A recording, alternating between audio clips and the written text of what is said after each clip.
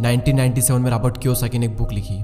इस बुक ने आते ही मार्केट में धूम मचा दी और बन गई एक best selling book. Robert Kiyosaki के दो पिता थे, एक तो उनके रियल फादर जिन्हें वे पुअर डैड कहा करते थे यानी गरीब पिता, और उनके फ्रेंड माइक के पिता को वो अपना मुंह बोला पिता मानते हैं और उन्हें वे कहते हैं रिच डैड।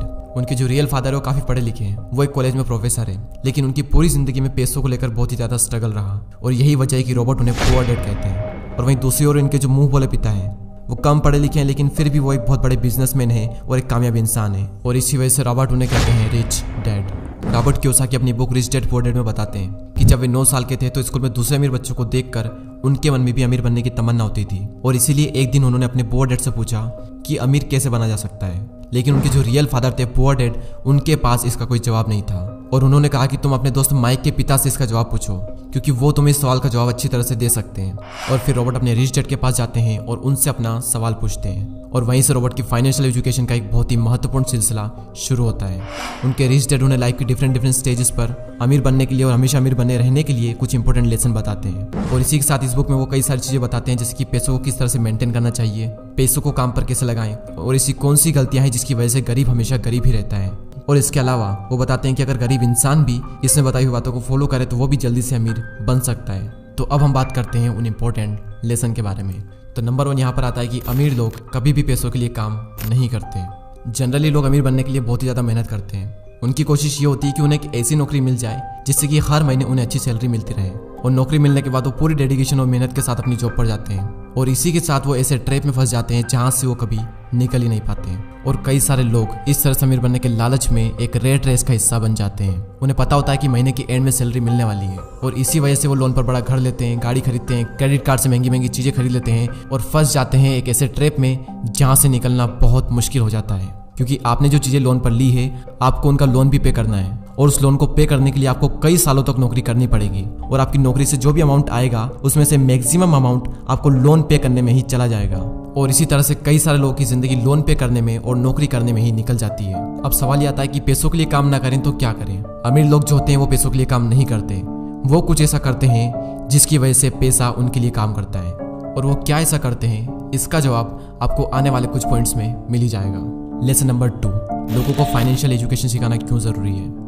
दूसरे लेसन में रिच डैड ये सिखाते हैं कि इंसान के लिए पैसों की समझ बहुत ही ज़्यादा ज़रूरी है, लेकिन आमतौर पर दुनिया के हर देश में हर तरह की पढ़ाई होती है सिवाय फाइनेंशियल एजुकेशन के। ऐसा इसलिए क्योंकि एक सिस्टम बना हुआ है कि खूब पढ़ो, अच्छे नंबर लाओ और फिर एक अच्छी नौकरी करो। पर सच्चाई यह है कि किसी भी तरह की जॉब आपको कभी भी अमीर नहीं बना सकती। मान लीजिए कि कोई भी इंसान बहुत पढ़ लिख कर मेहनत करके डॉक्टर या इंजीनियर तो बन जाता है, लेकिन वो भी 9 to 5 की नौकरी के चक्रव्यूह में फंसकर रह जाता है, जैसा कि हमने फर्स्ट पॉइंट में बात की थी। और इसी 9 to 5 के चक्रव्यूह से बाहर निकलने के लिए रिच डैड ने एसेट्स और लायबिलिटीज के बारे में बताया है। एसेट्स उन चीजों को कहते हैं जो आपकी जेब में पैसा डालती है, और लायबिलिटीज उन सब चीजों को कहते हैं जो आपकी जेब से पैसा निकालती है। एग्जाम्पल के लिए अगर आपने अपने किसी घर को रेंट पर दिया है तो उसे हम कहते हैं एसेट्स, क्योंकि वो घर आपकी जेब में पैसा डाल रहा है। और वहीं दूसरी ओर अगर आप एक न्यू कार लोन पर लेते हैं तो उसे हम कहते हैं लायबिलिटीज, क्योंकि वो कार आपकी जेब से पैसे निकाल रही है।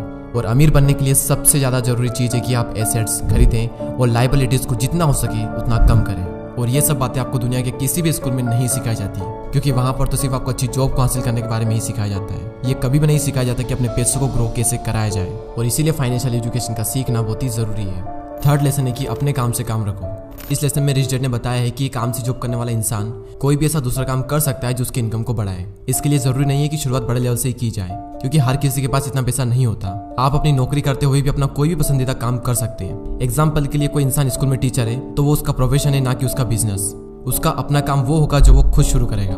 एक बार मैकडोनल्ड के फाउंडर क्रोक MBA के स्टूडेंट की क्लास में स्पीच दे रहे थे। स्पीच के दौरान क्रोक ने वहां पर मौजूद स्टूडेंट से पूछा कि क्या आपको पता है कि मैं क्या बिजनेस करता हूँ। तो सभी स्टूडेंट ने यही कहा कि आप हैमबर्गर के बिजनेस में हैं। और ये जवाब सुनकर क्रोक को हंसी आ गई। फिर उन्होंने कहा कि मैं हैमबर्गर के बिजनेस में नहीं हूँ, क्योंकि मेरा काम रियल एस्टेट का है। ऐसा इसलिए क्योंकि जब भी कोई मैकडोनल्ड की फ्रेंचाइजीज खरीदना चाहता है तो फिर उसे उस जमीन की खरीदारी भी करनी पड़ती है। तो वहाँ रियल एस्टेट बिजनेस, और आप खुद देख लो आज पूरे वर्ल्ड में मैकडोनल्ड रियल एस्टेट का सबसे बड़ा एम्पायर बनकर खड़ा है। तो रिच डैड रॉबर्ट कियोसाकी को सिखाते हैं कि कैसे आज ज्यादातर लोग बाकी सबके लिए तो काम करते हैं लेकिन खुद के लिए नहीं करते। इसलिए इंसान को चाहिए कि अपना फोकस खुद पर भी करें, लेकिन इसका मतलब ये बिल्कुल भी नहीं है कि आप अपनी नौकरी छोड़ दें। वो तो ये कहना चाहते हैं कि आप अपनी नौकरी के साथ साथ आप अपने एसेट वाले पहलू को भी मजबूत करने पर फोकस करें। नेक्स्ट लेसन यहाँ पर आता है कि सीखने के लिए काम करें, पैसों के लिए नहीं।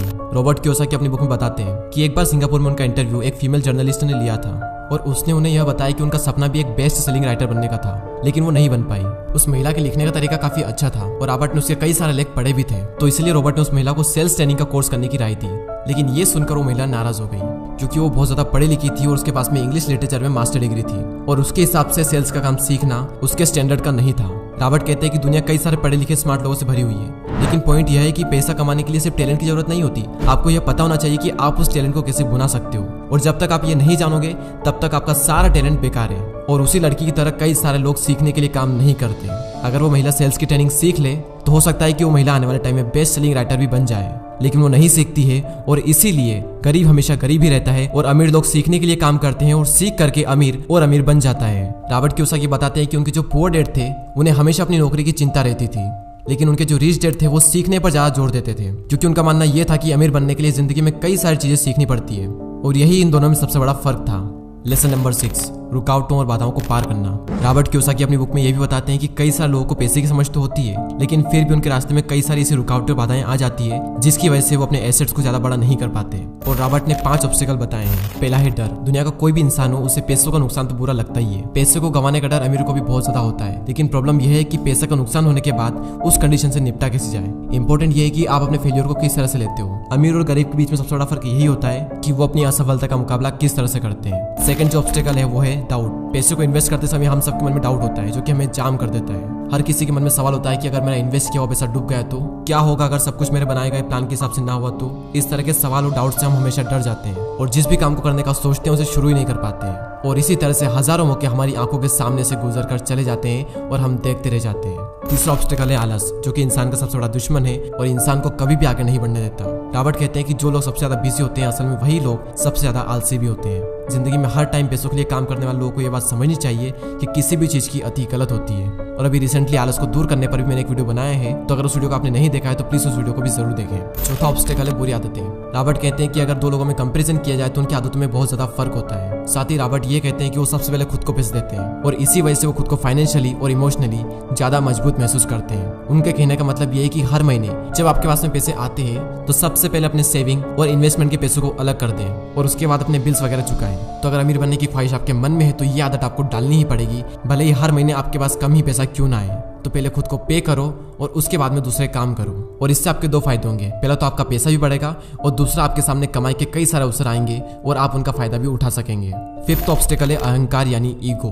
रिच डैड यह भी कहते हैं कि कुछ लोगों में अहंकार बहुत ही ज्यादा होता है और इसका यूज वो अपनी अज्ञानता को छुपाने के लिए करते हैं। वो कहते हैं कि मुझे जो भी नॉलेज है मैं उसी की बदौलत पैसे बनाने में कामयाब होता हूँ, और जो चीजें मैं नहीं जानता उनकी वजह से मैं अपने पैसों को गवा देता हूँ। इसलिए अगर किसी चीज की जानकारी आपको अच्छे से नहीं है तो अपनी ईगो को साइड में रखकर उस चीज को अच्छे से सीखें। अगर आप ये करते हो तो आप एक बहुत बड़े नुकसान से बच सकते हो। चलिए अब हम इस वीडियो की समरी देख लेते हैं। तो सबसे पहले हमने बात की कि रॉबर्ट के 2 पिता थे, एक गरीब पिता और एक अमीर पिता, और अपनी 30 साल की लाइफ में उन्होंने अपने रिच डैड से जो कुछ भी सीखा वो उन्होंने अपनी book rich dad and poor dad में बताया है। तो नंबर 1 लेसन था अमीर लोग पैसों के लिए काम नहीं करते। नंबर 2 था लोगों को फाइनेंशियल एजुकेशन सिखाना क्यों जरूरी है, और इस पॉइंट में हमने बात की थी कि अगर आपको अमीर बनना है तो आपको एसेट्स खरीदने पड़ेंगे और लाइबिलिटीज को कम करना पड़ेगा। लेसन नंबर 3 अपने काम से काम रखो। लेसन नंबर 4 सीखने के लिए काम करें, पैसों के लिए नहीं। और लास्ट पॉइंट था रुकावट और बाधाओं को पार करना, और इस पॉइंट में रॉबर्ट कियोसाकी ने 5 ऐसे ऑब्स्टिकल बताए थे जिसकी वजह से आप अपने एसेट्स को बड़ा नहीं कर पाते। और वो 5 ऑब्स्टिकल कुछ इस तरह: डर, डाउट्स, आलस, बुरी आदतें और ईगो। और दोस्तों मैं आप सबको रिकमेंड करूंगा कि आप सबको ये बुक जरूर पढ़नी चाहिए। इस बुक की लिंक नीचे डिस्क्रिप्शन में है। ये बुक आपको हिंदी और इंग्लिश दोनों में ही मिल जाएगी। और अगर अभी तक आपने हमारे चैनल को सब्सक्राइब नहीं किया है तो सब्सक्राइब करके हमारी कम्युनिटी का पार्ट बने। मैं मिलूंगा आपसे अगली वीडियो में। जय हिंद, जय भारत।